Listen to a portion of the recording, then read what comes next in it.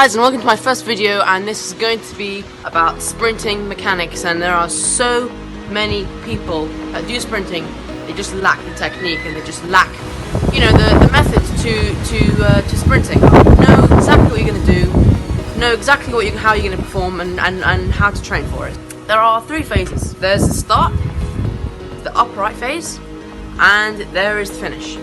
Straightforward, right? The start, many people start like this, by the way, and this is basically the same, but you're just down low. So you get your dominant leg, which is in front. Mine is my left. Some people have their right leg in front. That's fine. Dominant leg in front, your non-dominant leg behind, crouch down, and you make sure that the non-dominant knee just in front of the dominant foot. You put your arms down right under your knee, which is above the ground. Once you're in this position, you're all set. They say set. Make sure that your front leg is 90 degrees. This leg right here, 90 degrees. That means you're going to get maximum force, and this leg should be 120 degrees.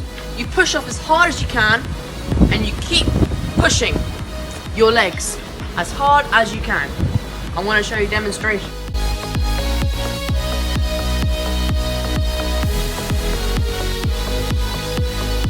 As you saw, I pushed up as hard as I could. I drove my arms. I didn't say that before. You have to drive your arm. You have to make sure that your legs, knees are going up.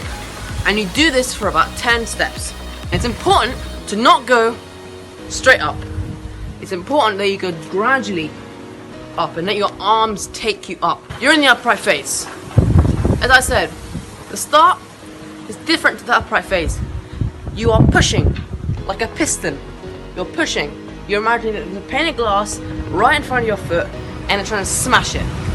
The upright phase is different. You're not pushing, you're pulling. And it's very important to know that you're pulling, because it's different biomechanically. It's different to pushing. You're pushing to get the acceleration, and you're pulling to maintain the speed, not to generate more acceleration. You've already done that, but you're just trying to maintain the maximal velocity now for as long as possible. You're going to slow down at the end, but you got to keep trying to just make sure that you go very slowly down, not like this, so you're fighting towards the end. I'm going to now show you the biomechanics of the pulling phase, the upright phase. So what happens when you put your heel up to your butt? Your knee comes straight up. Have you heard that phrase? Your coaches say get your knees up. Well, this is how to do it. You bring your heel right up to your butt. Push, push. You do it with both legs as well, not just one. You just bring your heel up to your butt and you push down. And that's very important, the middle phase. Now I'm going to show you some drills that you can do to implement these kind of biomechanics into your sprinting, and not just, know about them, but do the same thing. And that's what I used to do, and doing drills really helps. So the first drill is called A-skips. Now A-skips, you might have heard it before in your workouts, is just basically bring the heel up to your butt and skipping like this. And you can even go forward sometimes. Just bring your heel up to your butt. The next one is B skips. This is better kind of for moving, and it's the same thing, but you're just kind of pushing, you're pulling now more. You're more pulling, more like this. And you do that for a drill as well. Another drill I like to do would be something called bicycle.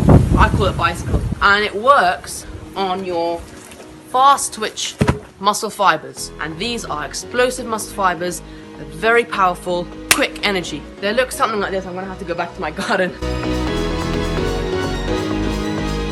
As you saw, I jumped in the air and I moved my leg as quickly as I could, and just back towards the ground. That really helps on your fast twitch muscle fibers, making your turnover, which is how quickly you can get your foot from point A back to point A.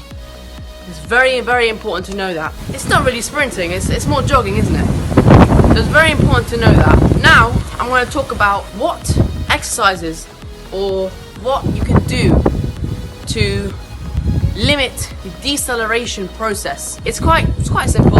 It's basically just doing longer distance stuff. As I said, fast twitch muscle fibers is short distance explosive speed.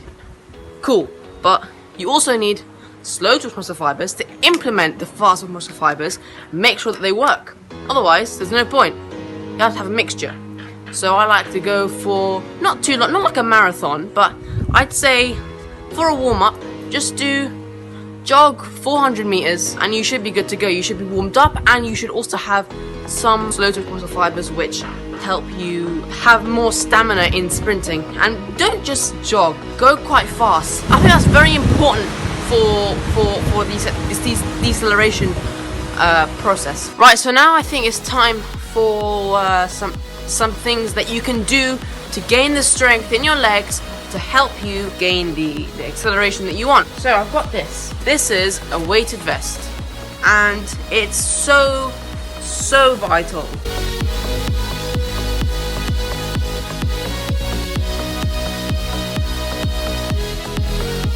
You just do anything you want. You can squat. You can squat with it. It's basically weighted squats. You can lunge with it. You can run with it. You can do starts with it. You can do anything, and it's so good. You can even do pull-ups with it, and I can't do that yet. But it's a really good tool to have if you do want to keep fit and train for sprinting. I really hope you enjoyed this video. If you want more sprinting stuff, just comment down below. Let's try and get 10 likes. If we get 10 likes, I'll do a tennis video. That is one of my key sports too. Yeah, so like and subscribe to the video, and I will see you in the next one.